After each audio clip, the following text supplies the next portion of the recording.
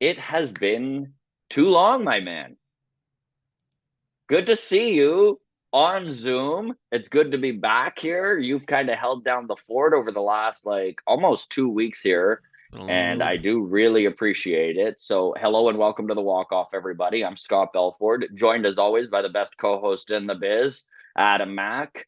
I do want to not spend too much time on this, but I do want to just say thank you very much to all of you who reached out over the last week. My grandma passed a couple weeks ago, and it's been kind of a what's the best word? Tumultuous 2 weeks, I guess. Just I was kind of in charge of doing the eulogy and all of this, and the funeral, helping my sister and my dad get that together. And I don't know if anyone has gone through this. This is my first time, but it's a stressful, shitty kind of experience. Like the funeral was great, a lot of closure and all that. But I do really appreciate all of you who reached out with condolences, all of you who were very patient. I know that we had big plans to have long toss back up and going, and then this just kind of wiped that out. It is going to happen though. Sunday, April 28th, long toss is coming back. Hey. Some familiar faces, some new folks. If you don't even know what long toss is, you're new to the channel. It is a show we've done over the last couple of years where we bring in content creators from either different teams or other fellow Blue Jays content creators. And that Sunday after the afternoon game, we basically have a 2 hour long toss where we're just like, I don't know, Yeah. talking back and forth. Round table. That's the Round word. table discussion. I, Usually we I was usually gonna go say through like five long or six table. I'm like, that's topics. not it. Yeah. Yeah. Yeah. So that is coming back. Anyways, appreciate all your patience. Adam, like I said, has held down the ship here, doing some mailbag and Friday shows solo, which is always tough, buddy. So big thank you for you to doing that. You're welcome. Well, we're talking show reminders this Tuesday coming up. Yes. Let me just double check the number. Where's my calendar app? Man, this is great content. I'm so prepared. Tuesday, April 23rd. Yes. We are return of the Blue Jays watch parties on Zoom. So that is for Patreon. Yes. The first one of the year is for all Patreon tiers. So if you're on the Patreon at all and you want to watch a Blue Join Jays us. game with us, join us on Yeah. Zoom. You can have your webcam on or off, mic on or off. You can just lurk in the darkness if that's what you prefer, and that's totally cool too. But yeah, there you go. So okay. Perfect. Excited for that. That's going to be fun. We haven't had one of those since watching the Jays lose in the September, playoffs. So October, yeah, October, I think. All yeah. right, let's get to it then. The first question of the day was Okay, because let's talk Yankees first, oh yeah. Let's right? recap the Yankees, preview the Padres, Exactly. then we'll By get the into way, mailbag. speaking of the Padres, I'm in San Diego right now. Pretty excited about this weekend here.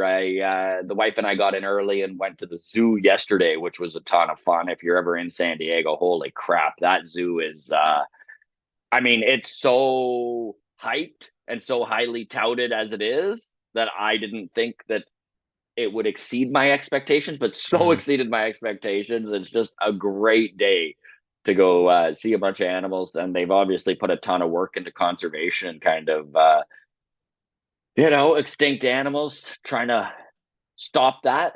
Some of them, they're Mm-hmm. like, this weird little thing, there's 25 of them. And you're like, what the hell is that? But anyways, Amazing. pretty cool. So excited for that. And yeah, I've been dying to talk baseball, buddy. So I'm thrilled we're going to get into it. And that's why I stopped you before you got into the questions here. We're doing kind of a mishmash of a mailbag and a Friday show here for you folks. So we're going to start with the Yankees series. Blue Can I Jays take it. hold on? Can I double correct you and just say can we do this first comment first because it leads into the Yes. Okay. recap of the last week. So Perfect. Deb has Perfect. requested friendly request. Can you start up 3 studs and a dud? Something we did every week last year. Haven't been doing it this year. It's been a depressing start to the season, but good homestand. So 3 studs and a dud this week. 2 pitchers. We got Kikuchi, who is outshadowed only by Jose Barrios in terms Yeah. of great starts to the year from our pitching. So Kikuchi, stud number 3. Barrios, stud number 2. Stud number 1, Dalton Varsho. Yes. 4 home runs this week. We have been waiting for his power to come around for a year, and it is nice to see it start to show its head. I'm wondering, Adam, he's worked so hard on his swing. He had 27 home runs with the Diamondbacks in a park that is supposedly not near as hitter friendly as Rogers is. He hit 20 last year, but he struggled over long periods of time. Mechanical change to his swing in the offseason that he dug his heels in and decided he was sticking with, even when he was struggling out of the gate. And of course, Blue Jays fans panicking because it just looked very similar to how he looked at the plate last year. Mm-hmm. Do you feel that he is found his footing, or are we still, it's April 19th and we got to wait a little longer here? I mean, I'd be hard pressed to forget about what Chapman tricked me into believing last year. Was it a hot April or a hot April and May? It was just a hot April. It started to tail off in May. But in April, Chapman had 5 home runs. End of the season was 17. So home runs come in bunches. Yeah. Is what they say. I mean, like, let's be optimistic while we can. I spent all last week talking with Joel about how I genuinely felt Dalton Varsho should bunt 162 games. Every single at-bat he has. Yeah. So if I gotta bust his balls to make him prove something to me every week, I'm going to keep busting his balls. He's your number 1 stud of the week this week, but I'm not a believer just yet. Happy, well-timed, came when we needed it. I can't believe we got 2 home runs from Dalton Varsho and still lost to the Yankees. But Eric Swanson came in. Was that I think his first game of the season? Back off. It was his first game of the season, coming off of injury, He's your dud this week, by the way. A shortened rehab stint. Listen, let's get into this a little bit here, because I did have some opinions on this, and I'm very curious on how you feel about how Romano and Eric Swanson's return was treated by John Schneider. And listen, I do understand these are your highest leverage guys in this bullpen. Without a doubt, going into the season, no one imagined anyone but Eric Swanson and Jordan Romano taking the ball in the 8th or 9th inning. For the most part, outside of workload, outside of just regular days off where you don't want a guy going 3 days in a row type of thing. Eric Swanson, I wasn't a big fan of how John Schneider deployed Jordan Romano. Now, Romano, this is a little bit his MO of, if you give him leeway, he is going to take all of that leeway right up to the very line. He's not going to let it cross the line for the most part, but he's going to take that breathing room if you give him breathing room. And he did it again. The Grant Fuhr in game approach. 2. The Grant Fuhr approach, right? If the Oilers scored 8, he was letting in 7. If the Oilers scored 3, he was letting in 2, right? And that's kind of how Jordan Romano has pitched as a closer for his Blue Jays career for the most part. So the fact that it went that way, it didn't surprise me, but it did surprise me that they weren't going to ease him in a little bit. And I love to hear from the grounds crew too, if you are And listen, we can question bullpen moves from John Schneider until the cows come home, obviously. But I am curious on just him coming off of injury, coming off of a rehab stint, if maybe just getting his feet wet in a little bit lower leverage situation is how some of you would have preferred to see it handled. I think I would have preferred to see it handled that way, although I tough to give John Schneider shit when it worked, right? Mm-hmm. Like he got the save, Yep. closed the game out, Jays win the series, everything went well.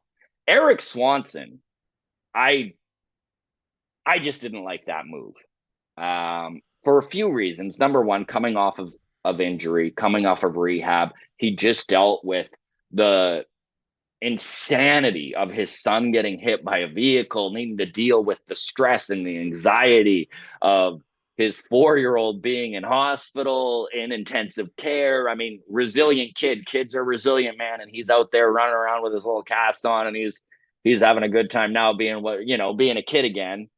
But with that sort of run up to where he is now, it just it irks me that he was throwing right into the fire right away. And I'm really curious on your thoughts on that, Adam, because there is the argument to be made. He is your high leverage guy. You put him right back out there.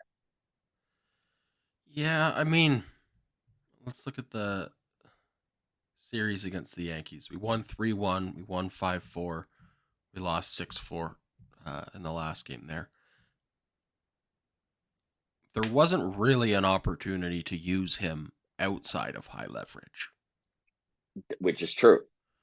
So it feels like they did attempt to, as long as they possibly could, until they had no one left. But like, all right, well, you've just got to be ready. Sorry, we couldn't give you a bigger lead to work with, but you're up. I don't know. I'm not worried about Swanson. I kind of liked that Schneider left him in though. Like it didn't work out, Mm-hmm. but I do like that he was like, the This is yours game to win is or in lose. Yeah. Swanson's hands, and we believe in you. Yeah. Again, didn't work out, but I like that. I don't know. Yeah. No, I respect that for sure. What are your thoughts? Listen, Mm-hmm. Jimmy Garcia has been a bad man Mm-hmm. this season. He has been lights out. He's hitting 100 miles an hour with his fastball, and it's got that ugly run on it too. Mm-hmm. I mean, I know it's April, and I know relievers, you don't like to put them out 3 days in a row, but he was so efficient in his outings in game one against the Yankees and game two. I would have preferred they go to Garcia. Listen, hindsight's 2020, and I don't want to get too into the weeds here because they Mm-hmm. took the series against the Yankees. I think that's a win. I mean, I Totally. understand the frustration of they were right on the verge of sweeping them. They were right there, man. They were 2 innings away from taking that whole series from the Yankees. But the fact that they got 2 games and that they looked so good doing it, you're gonna blow some games. So I don't want to I don't want to freak out over this and make a big deal out of it because it's really not that big of a deal. But man, I sure would have preferred to see them go to Garcia there. And I think he was fine. I think he was ready going into a day off, right? I I don't know. Where are you at on that? Well, I'm just looking at the stat line here, the game log for Garcia, because on the broadcast they kept saying Garcia unavailable because he just pitched 3 in a row. Romano likely unavailable because he just pitched 2 in a row and coming back from the IL. Right. But like you said, off day the following day, which was yesterday. But as I'm looking at the game log here, he didn't pitch on the 14th. He No, it was pitched too. he pitched on the 13th against Colorado, day off, and then pitched back to back against the Yankees. So So they were trying to avoid going 3 in a row with him. Is what avoid they were going trying to three in do. a row. That wasn't. Yeah, I didn't like that way that was worded. That because I thought he had already gone 3 in a row, so I felt more like, all right, yeah, you don't want to go 4 in a row with him, even with the off day. Then if you But look like at his off day, I don't know. bullets fired, right? Pitchers throwing, pretty limited. It wasn't off the charts. It's not like he had a 35 pitch inning in one of those Yeah, it outings, was right? 12 pitches, 9 pitches, 11 pitches. So, Yeah. yeah, I Like, mean, listen, again, I understand it's April and you don't wish to burn your bullpen out. We saw that happen in 2021. We saw it happen again in 2022. And I mean, I hate to say to Ross Atkins' credit, but he did fix the bullpen in 2023. But, you know, you hate to use those guys in April and then maybe burn them out, right? And that is a real legitimate concern. I just was yeah, surprised. I was surprised they went to Swanson in a high leverage situation after what he just went through when you probably could have gone to Garcia. And what do I fucking know also? Like, that's yeah, like if Garcia went to them and was like, listen, guys, like I'm feeling it, just let me heal. Like pitchers know their bodies. And if yeah, that was the case, then good on the Jays. totally. But And we'll never know. But yeah, we'll absolutely. never know. We'll If never he know. spoke up and said, "Just I need a day," I'm glad that's the way it went out. I'll take the loss, unfortunately, over losing Garcia for 2 to 3 weeks. So Okay, so after saying we're not going to get too into the weeds on that, we went way into the weeds. So we will. Into the weeds. uh, Generally, though, good homestand. Took 2 out of 3 against the Great Mariners, homestand. 2 out of 3 against the Rockies, 2 out of 3 against the Yankees. I'm feeling really good because Seattle has kind of stumbled out of the gates. Colorado, one of the worst teams in baseball. Yes. So winning those 2 series felt a little bit illegitimate. Like they felt like good wins, and I was like, oh yeah, like now we're starting to see stuff. This is much better than getting swept by the Astros or whatever it was. Then you got the Yankees coming to town, top of the AL East. They just beat up on us in New York, and you go, oh, I really don't want to go 0-3 and just totally erase the positive vibe. So even though that last game ended in the worst possible way of like 9th inning collapse, which is always just emotionally devastating. Great series. Truly, honestly, and this may rub people the wrong way. I'm feeling okay about this team right now. There's some definite question marks still. Is the offense coming together, or is this just a flash in the pan type of scenario here? It's not like the offense has been burning things up right now, but I do feel more confident about this team's offense than last year's team offense. Mm-hmm. I think that the hitting with runners in scoring position has been far better this year than last year to start the season. I know that the Jays kind of got it together there in the last month and a half of the season. Yeah, good homestand. Good homestand. Well, we're at the end of the homestand. Yesterday we traveled. You traveled with the team. I traveled with the team. You're all separately, in San but Diego with the together. Team. Yeah, emotionally with the team. Emotionally with the team.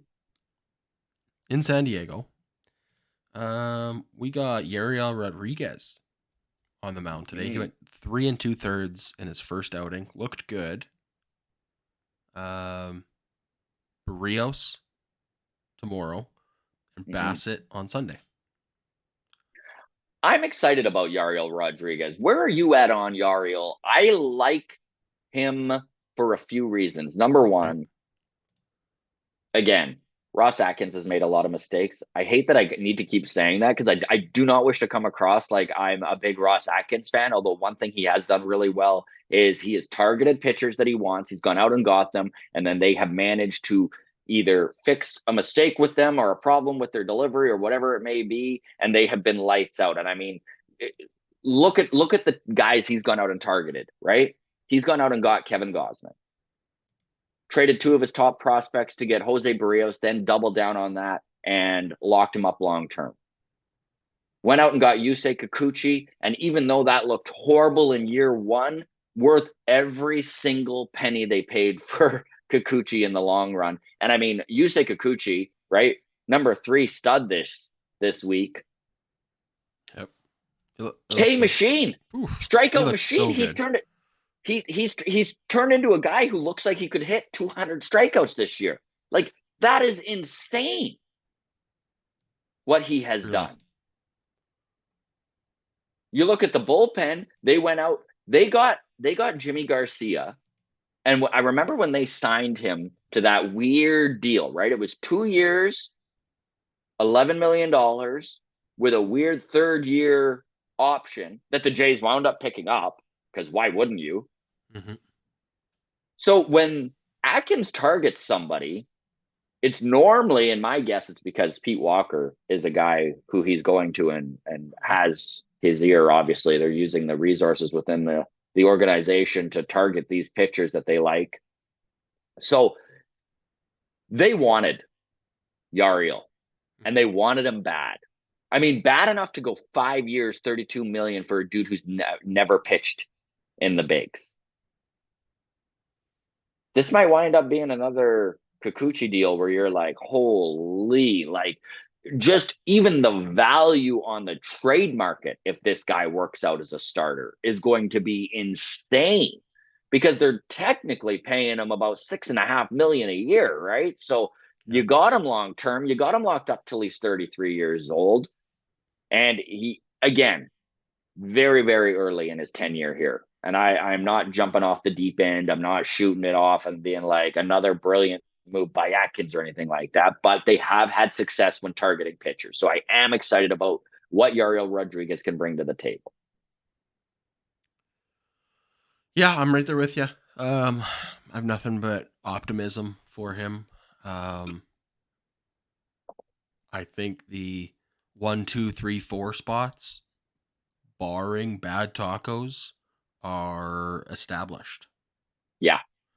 Right? It's Gossman Barrios as a 1-2 interchangeable at this point in the season. At this point in the season, anyways. Yeah. I'm sure Gossman's going to rebound. Like, he's still finding his form from missing so much time in spring training. It is what it is. So that'll balance out. And then I think for the number 3 spot, I'm like, that's a toss-up interchangeable too. again. Yeah. Like, I feel good and worried about both of them equally. And so that's good. And then for the 5 spot, Francis There'll Bowden be some ups is and downs. not a throwaway yet, but he's, even if we didn't have a 5th starter, I think he's still number 6 on the pecking chart. You know what I mean? Like, I think it's those first 4 guys, and then it's a question mark, and then it's him and Manoah. And I haven't seen enough from anything good enough from either of them to be like, hey, I'm your number 5, right? Whereas I have seen that from Yariel Rodriguez in a short, 3 2/3 innings, first outing, small sample size, whatever. But I'll take a good sample over a bad sample, even if it's small. So that's what we're working with right now. I'm excited to see him pitch again today. I hope he can pitch. Yeah, give us 4 or 5 4th innings, right? Yeah, into the finish 5th. the 4th would be great. Yeah. So, I mean, they got to watch his pitch count and all that too, and stretch him out responsibly. Yeah, they were saying and whatever. He should be pushing 85 pitches today. So, another increase from the 70 he threw last time he was on the mound. This is going to be a good series, though. Like, the Padres are the Blue Jays of the West Coast. I was just going to make that comparison. I think we made that comparison last year. Like, it's the same vibe to that team. They're in the same type of division. I'm excited to see these two guys go at it. Like, there's a lot of star power in this matchup.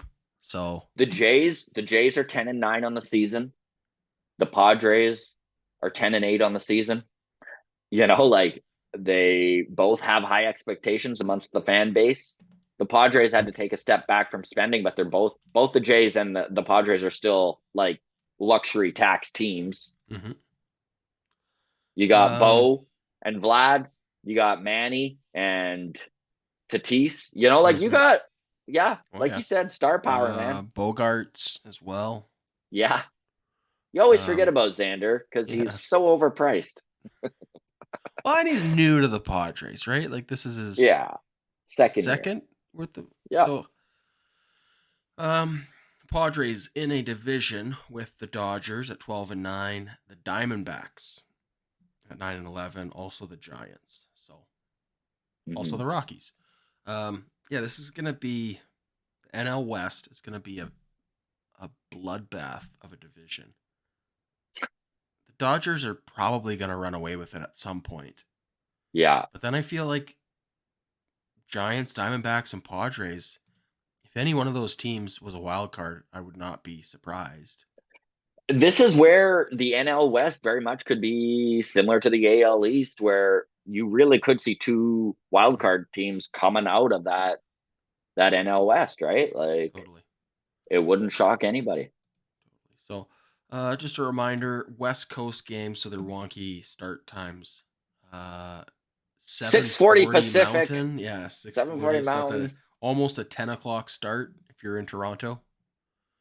Oh boy. And all you Halifax folks are just cursing Ugh. it right now as you're like a 10:40 start time. Unless you're off tomorrow, and then it's like, all right, we got baseball and beer to drink tonight. Baseball. Hey, you know what? Good news. At least it's a weekend, Yeah, right? Not absolutely. 7:40 on a Tuesday Oh man, these or West Coast 9:40 on games a Tuesday, right? on a weekday, oh, they're the worst. So, yeah. All right. Well, that's the preview of the Padres series. We're burning daylight here. We're already 26 minutes in. You and I chatted Okay. for half hour before we hit record for the Patreon. Yes. So we're getting long in the tooth already. We haven't even really scratched the surface on our mailbag. Let's get to this then. Greg on Twitter says Hazel May just tweeted out that Ricky Tiedemann is on the 7-day IL. Added to that the hashtag extend Kikuchi. Mm-hmm. Okay, so let's get into it, and would love to hear from the grounds crew. So feel free to leave your comments below, and we can tackle this on Tuesday when we really dig into the mailbag. Let's start with Ricky Tiedemann. And I do want to mention it has not been stated as to what his injury is. The 7-day IL is normally used for concussion protocol. So I'm not sure exactly how that's going. Obviously, whatever it is, the Blue Jays don't feel that this is a long-term thing. I know that some of the comments there was, oh my God, this is Nate Pearson again, but left-handed. He's 21 years old. He's still learning his body. It could literally be he tweaked his knee on a stair, Robbie Ray in it, right? Carrying his kid or something like that. I guess he's 21, so he doesn't have a kid yet. But, I'm just saying, let's not freak out. Fingers crossed the kid's okay. But yeah, it's a little concerning. How concerned are you with the fact that there has been some bumps and bruises on Ricky Tiedemann's health record since being touted as highly as he was back last year? First of all, point of clarification. Yes, he's on the 7-day IL. You mentioned that being typically a concussion related thing. That's only at the major league level. Major League Baseball has a 10-day and a 60-day IL. The 7-day IL being for players in concussion protocol. At the minor league level, 7-day injured list is standard. Okay. So, thank you for clarifying. That doesn't mean he didn't have a concussion symptom, but whatever. Yeah. I have been worried about his health since last season. I'm not thrilled that he's, for I don't care what reason, gonna miss a start. Yeah. He had something flare up in spring training, I think, too, did he not? Mm-hmm.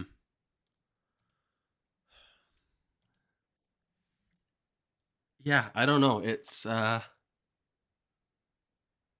is concerning. I'm a believer in guys being injury prone. I know that some people are like, oh, it's just good luck, bad luck. A guy who's been healthy forever can also get injured at any time. And like, that's all true. But yeah, I'm fucking a little worried about this. Yeah. Like, scale of 1 to 10, my concern is Ricky It's creeping Tiedemann. over 5. It's closer to 6 or 7 for I'm gonna sure. say, I'm probably gonna say 7. Like, Yeah. I'm not full blown panic, but like, I Sure, don't it'd be care nice how. if we knew what it was. Because here's the thing: there's a big difference between a guy with a tight hamstring and a Yeah, pitcher with elbow inflammation. look, maybe he's got blisters on his fingers from whatever, right? Like, it happens, right? We're just gonna take it easy. Skip a start, let those blisters heal, get rid of that hangnail. Sure. But this is also a kid that is young, throws hard, throws lefty, which is unnatural. Yeah. That's not the way God invented people to be lefties. So even right there, he's going against God. Sorry, stupid. That's what the L in LGBTQ stands for, is left-handed pitchers, actually. Left-handed pitchers. Yeah. Not a lot of that's people right. know that. Anyways, very stupid. I hate the comments we're gonna get for that one. Yeah, I'm concerned.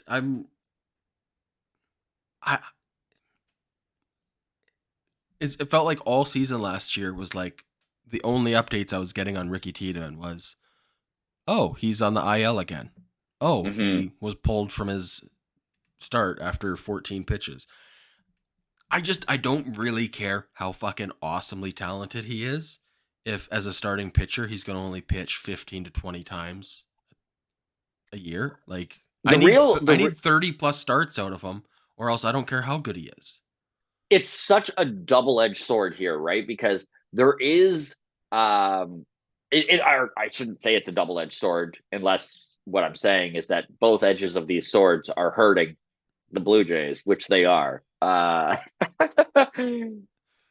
His trade value comes into question if Okay. he is constantly being red flagged with injuries. I'm not saying that they should trade Ricky Tiedemann. That is the last thing I'm saying. I'm just saying there's two values to a high-end prospect. The one value is you develop him yourself as an organization, and he comes in and is a good way to offset high-end, high-priced contracts like George Springer, right? Mm-hmm. So you got young, talented guys performing at the highest level for league minimum Mm-hmm. or arbitration. Or the other value in these high-end prospects that are highly touted is what you get on the open market for them. So either way, whatever the Blue Jays decide to do with Ricky Tiedemann, I'm not saying trade Tiedemann. I'm just saying these are where his value lies, and it erodes the value of the guy no matter what, right? And this is what happened with Nate Pearson. It kind of put the Jays backs against the wall where they didn't have the option to move Nate Pearson. Mm-hmm. There wasn't the value there because teams already were like, we've seen enough out of this kid's Mm-hmm. arm being shut down constantly to maybe back off going Mm-hmm. all in on him, right? Yeah, no, it's a good point. I think as far as Ricky Tiedemann's quote unquote trade value, for me, when I just evaluate like where am I at, I go, last year he was untradeable for me. Yes.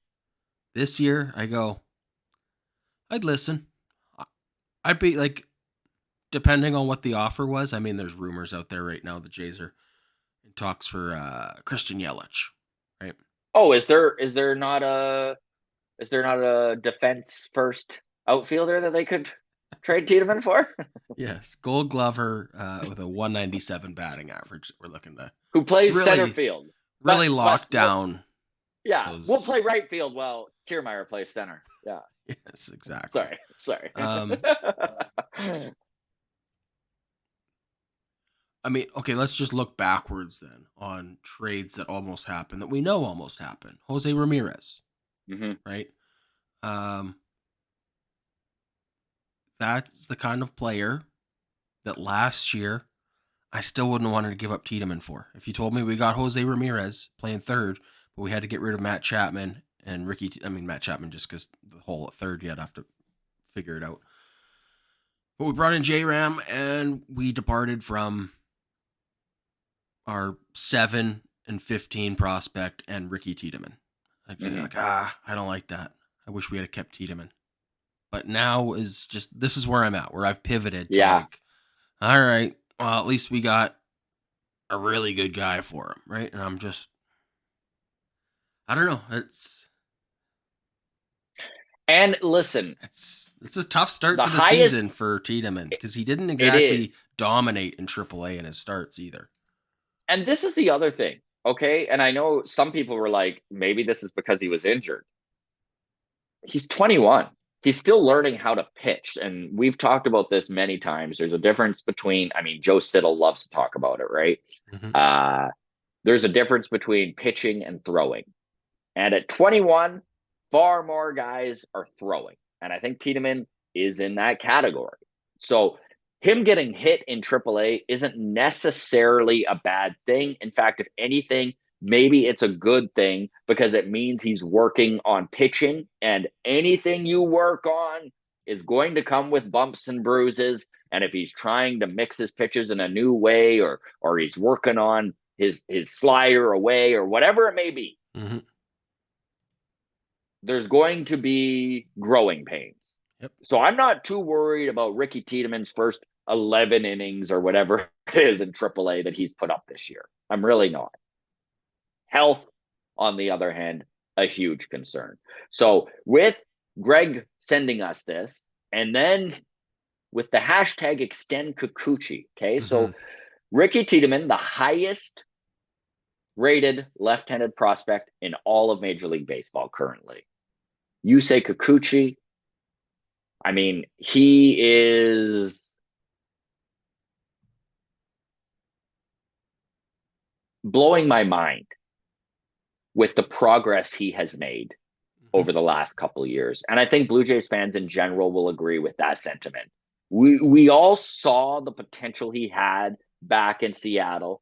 We watched him get those high strikeout games, but we watched him get blown up numerous times. He was never a guy you could count on. He was always that number 5 guy. And then, he'd have a stint of a couple starts where you're like, we see the potential. Mm-hmm. Look at this guy. He could be a number 2 in any rotation.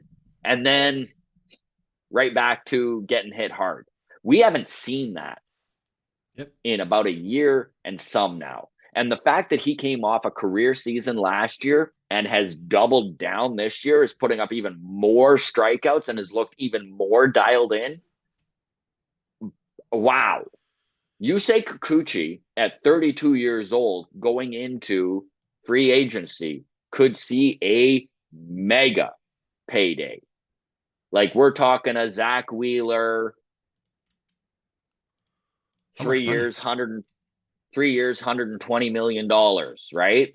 You think he's going to get $40 million a year? You're blowing me away right now. He needs to continue to do what he did last year and improve on it a little bit. But honestly, dude, if he throws to a 3.3 ERA and puts up just under 200 Ks from the left hand, especially considering he's been healthy, dude. Like it hasn't been his health that's affected the way he's pitched. And this is where we talked about it earlier in the show.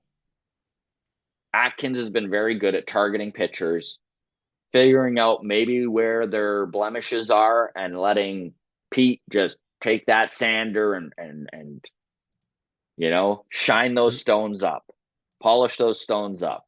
And he's been very good at it. We watched it happen with Jose Barrios, right? They went out, got Jose Barrios, tweaked him a little bit. He had a really rough 2022 and came back, and he was just dominant last year, a career season, a career year in ERA, a career year in innings pitched. And then on top of that, has carried it over and looked even better this year. So the Blue Jays have been good at targeting pitchers. Have they targeted any guys where they're just like, here is a boatload of money? Not really. Right? Like listen, I'm not saying $110 million over 5 years for Gausman isn't a boatload of money, but $22 million a season on the open market for Kevin Gausman. Let's face it, he's a $30 million pitcher. Mm-hmm. No Jose argument. Barrios, Jose Barrios. I mean, same sort of thing. If he continues the way he is, right? So can I see them going to Scott Boras and being like, let's make a nice little deal here? I can see them trying. I can't see the Boras Corp in any way listening on this until free agency. Yusei Kikuchi, Kevin Kiermaier, Justin Turner, Jimmy Garcia, Daniel Vogelbach, Danny Jansen, and Trevor Richards. That's all money coming off the books next year. Justin Turner, $13 million for him. Kevin Kiermaier, 10.5 for him. I feel like Justin Turner, who's 39, going to be 40, probably not extending him. Kevin Kiermaier, redundant. We don't need him. I feel and I like, love KK. I just feel like if we're looking for money to give Kikuchi, Justin Turner's $13 million, I think needs to get reallocated to someone replacing him, like another DH, another 35-year-old Jacques Peterson, another type or whatever, professional right? hitter. Sure. Yes. But Kevin Kiermaier's $10.5 million. I feel like just throw Nathan Lucas out there. Just throw Davis Schneider. Like, just throw one of these guys out there as our fourth outfielder, and there's an extra $10 million for a Yusei Kikuchi potentially.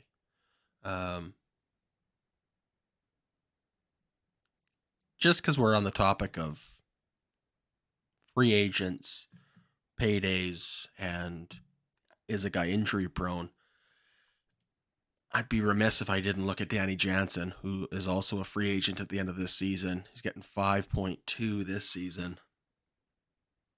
Another guy that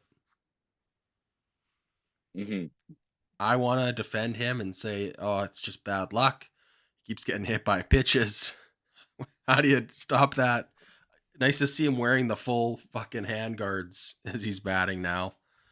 But it is so funny to me, dude, how much work Danny Jansen has put into not wearing batting gloves. Like, he's got a whole, like, it looks like Bowser's back on his hand here. And then you turn around, it's just like his free flowing hands here. He's like, think about the mental side of the game where he has convinced himself he can't hit without not having gloves on. Like, this, like, it's hilarious to me. Yeah, big time. We saw a stretch at the start of the season without Danny Jansen, what his team looks like with Alejandro Kirk and some other guy. Not to smear Servin's name, but yeah. If we let Danny Jansen walk in free agency, that's what it's going to be, right? It's going to be Kirk is the guy plus some dude, some 4A catcher. I don't see us going out and signing or trading for anyone that would replace the Danny Jansen void. We can't let him walk, can we? And I have no idea how much money he gets. I don't know either. It keeps me up at night. I know we're not going to get to a solution here, so we don't have to spend too much time on it, but I just wanted to remind people, if you're sleeping comfy at night, just remember, Danny Jansen's a free agent. I don't think it's going to be overly expensive to re-sign Danny Jansen, and I could be wrong. He just hasn't shown that he can be healthy. So until he shows he can be healthy, I mean, now what may wind up happening is Danny Jansen believes in himself and signs a 1-year deal. And if that's the case, that still lines up well with all of these contracts ending at the end of 2025, where I think there's only like George Springer with 1 year left, something like that. But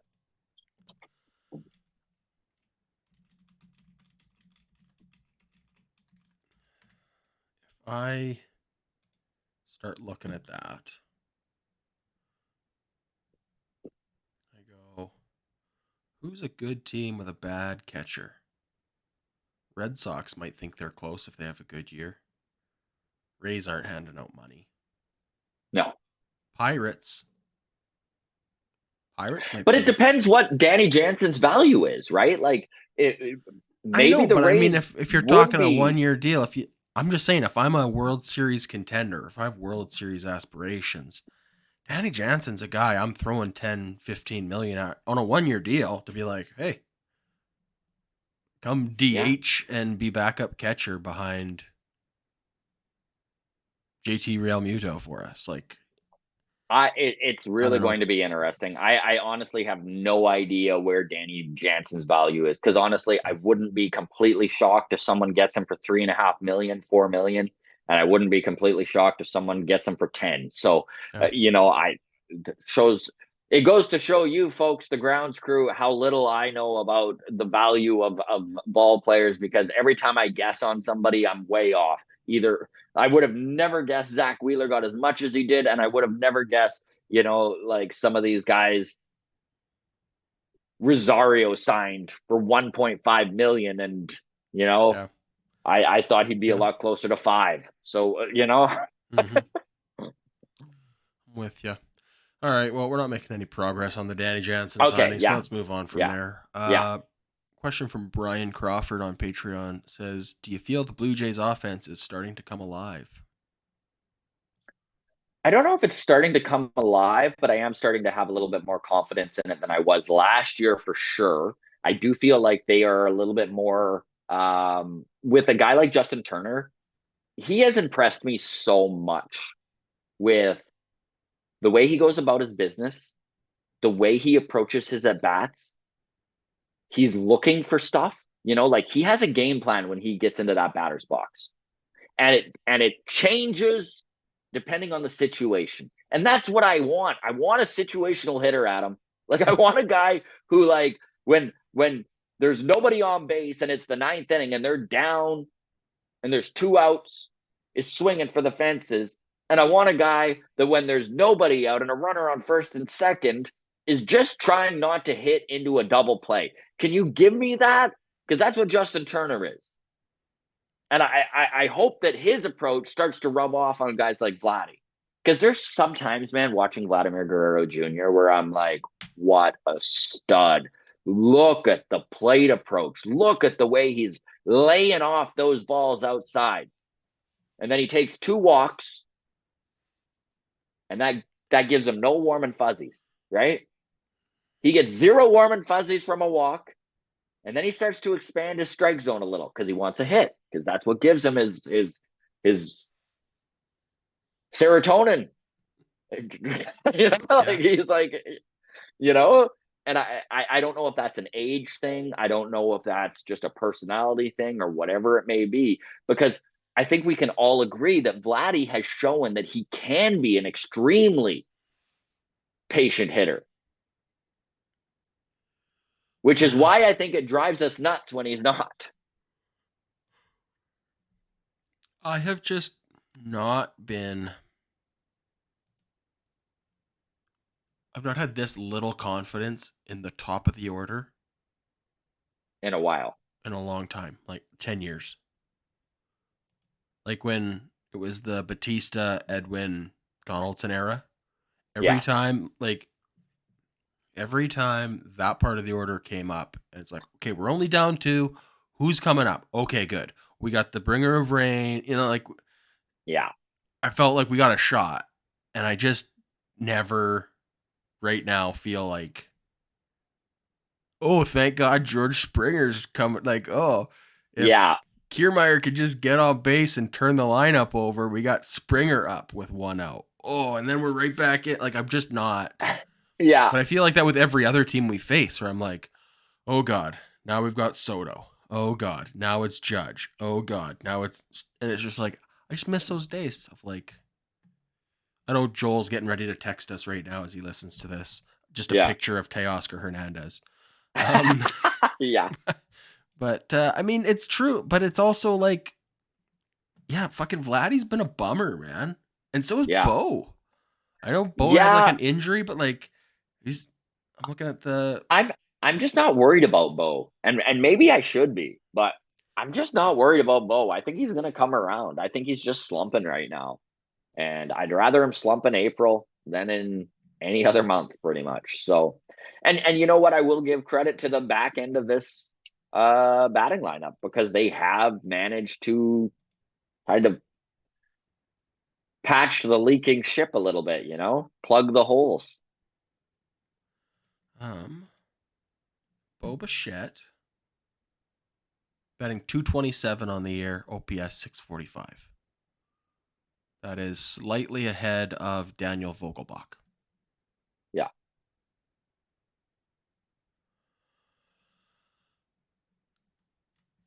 I'm just looking at the batting average of everyone in this lineup, though. Like Vladdy, 211. I know, people are going to gripe. Like, batting average doesn't fucking mean anything, you old dinosaur. But it does. Even, like, fucking Dalton Varsho, who had a great week, hitting 218 on the season. Like, had an awesome week to bring his average up to 218. Davis Schneider, who we keep pointing at as being, like, the catalyst in this offense. Why does John keep taking his son out of the lineup? It's like, well, he is hitting 216. Yeah. Yeah. No, it's a problem for sure. Like Justin Turner is hitting 333. Kevin Biggio, second best batting average on this team with 292. Yeah. And then Ernie Clement, 275. Isaiah Kiner Falefa hitting 260 with an OPS of 707. Yeah. No, I agree, man. The thought that IKF is a top 5 offensive weapon for us 3 weeks into the season makes me want to puke my pants. Yeah. So to come back to Brian's question, do you feel like this offense is starting to come around? It's early. That's why I said I don't feel like it's coming alive, but I do feel more confident in it than I did last year at the end of the season. We're winning 5-4 games. We're winning 4-1 games. We're losing 6-4 because as soon as you score more than 5 runs against the Jays, we lose. Blue Jays stats the last 7 days. Kirk hitting 571. That's not sustainable, but it's good. Ernie Clement hitting 400. Kiermaier 400. Springer 333. Varsho 308. Vladdy 294. See, they're coming around. Bo Bichette 278. So, yeah, I think let's end this piece of the mailbag with, it's been a slow start, but objectively, it is coming around. So, there you go. Next one from Mark on Patreon says, question, in a wildly optimistic scenario where 2 of Manoah, Francis, or Rodriguez are all pitching well, is there any value to running a 6-man rotation to give the veteran starters an extra day's rest every week? My only opinion on this team so far is that Bo and Vlad need to wear tighter helmets. Oh boy, those boys do love rounding a base and then their helmet flying off and letting their hair just blow in the wind, eh? Yes, sir. 6-man rotation. Yeah. Though. I hate it. I don't like it either. I mean, here's the thing. So Hinge and Ryu pitched statistically far, far better on an extra day rest. Every other guy in this rotation, it is the other way around, right? If they get an extra day, they're just all so locked in because it's the way baseball runs, right? And they're all creatures of habit. They all have their routines. They all have the way they do things. They all have the preparation they do before getting into a start. And that preparation tends to be over a 5-day span. So I just also can't see a scenario where 6 guys are running so well where you feel you have to do that. Manoah has shown nothing. Manoah has shown nothing. Yeah, I'm cheering for him. He really, that's a good way of putting it, is you'd have to really have an elite 6 to think this is better than another Like Gossman day. Ohtani. You need Ohtani in that line. You need Ohtani pitching, basically, for a six-man rotation to be viable.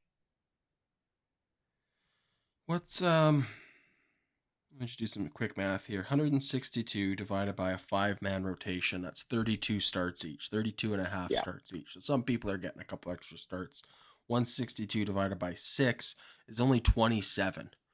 So would I rather have, would I trade 5 starts from Barrios, Gossman, Kikuchi, and Bassett from each of them for 27? Bowden's 27. Yeah. Yeah.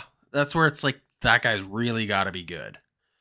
Even if you took the factor of how rest would affect these guys. And I don't think our pitching staff is so old where that's really a fact. They're not Justin Verlander and Max Scherzer. No. Right? So no, I don't like the idea personally. And I think we really have to see some fucking impressive numbers to even consider anything like outside the norm of what. Now, on the other hand, is there going to be a stretch of games where they're playing 15 in a row and we see a spot start from a few of those guys? Yeah, 100%. And I think that is important, right? To make sure to not overwork the starting rotation and to give breathing room where you can. But to go full on 6-man rotation, I don't see it happening. I would say letter of the law when it comes to this comment. 2 of Manoah, Francis, or Rodriguez are pitching well. If they're pitching well, I would say no. If 2 of them are both pitching better than great, I'd entertain it, but I'd still be reluctant. Yeah. Yeah, I think. Yeah, that's a tough spot to be in, I guess, but there's worse places to be. Okay, a couple more here and we'll get out of here. MLB Mondays, we touched on that Nestor Cortez delivery where he does a little floaty leg fake pitch delivery. Yeah. We got a comment here from Alex who said, "How on earth is that Cortez delivery not a balk?" Nobody knows what the balk rules are, but I guess I mean, ask Angel Hernandez to explain it to you. Good luck. Yeah. But I guess there was no base runners on. So you can't balk by definition because it's whatever. An illegal pitch. And it's technically still his delivery. So he had his leg up. He never put his leg back down. He didn't touch his foot down. So if that's the distinction. But to fucking do so goofy, man. It's so goofy.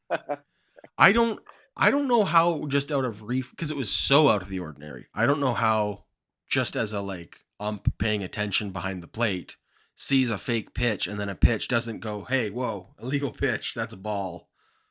Just like, you can't fucking do that. Even if like in the rule book he can, and maybe he can, apparently he can. I don't know how an ump doesn't be like, oh yeah, the old fake pitch delivery. Yeah. Just like I learned in umping school. Totally legal. Yeah. I love too that it was so like, whoop, like just like a peekaboo. No. So anyways, there you go. Oh, so dumb. Good for Nestor though. Good for Nestor. Entertaining. Then we talked about the Hagen Danner misprint baseball card. Not a picture of Hagen Danner on his rookie card. No. I love this so much, just because it's, I mean, friend of the show for one. Yeah. Anyways, Ian commented and said it looks vintage because it's part of the Topps Heritage set. And then Ian says, "I'll get one for me." Topps has done this with Jansen and Teo, but they weren't rookie cards. So I said, send a couple, and then we'll see if we can get them signed by Hagen Danner. That would be amazing. Come on, wouldn't that be sweet? Yeah. And then on YouTube, M. Heineken said, "I miss Garth. Would have been a great person to have on to discuss baseball cards." So. And agree. Agreed. Maybe we'll have him back for a long toss. The door's always open for Garth. Of course, we love him. And all the contribution he's had to the channel over the last couple of years. So, 100%. Dulcimer commented as well and said the title of this video made me think of the 1989 Fleer Billy Ripken card with the comment on the knob of his bat, which is, yes, one of the all-time baseball cards. Look it up if you haven't seen it before. It's just hilarious, and I would love to have one in my collection. It's also hilarious because like Billy Ripken is an analyst on the MLB Network now. Yeah. Just like every time I see a clip with him doing something serious, I'm like, shut up, fuckface. Yeah. Oh my God. Oh man. Anyways. All right, last one here, and then we'll get out. Wyatt on Patreon says, hey fellas, question for the mailbag. I love this one. If you're a betting man, will the Jays do a Rogers replica Justin Turner jersey giveaway with the pine tar smeared across the R before or after the All-Star break? I love this question. I'm going to take the after the All-Star break, but it should happen. It has to Definitely happen. needs to happen. I love that pine tar smear. It is just, it's great. You know, it's put iconic. it on a pitcher though. Put it on a pitcher though, and you suspend that mother. Right to jail. Right to jail. Yeah. All right, folks. Yeah. Thank you so much for all of your questions. Apologies that I was away for so long. It's so good to be back, man. It was nice to talk. Man, it was nice to talk baseball for an hour here. Yeah, good to be back. I'll keep you posted on this Padres series here.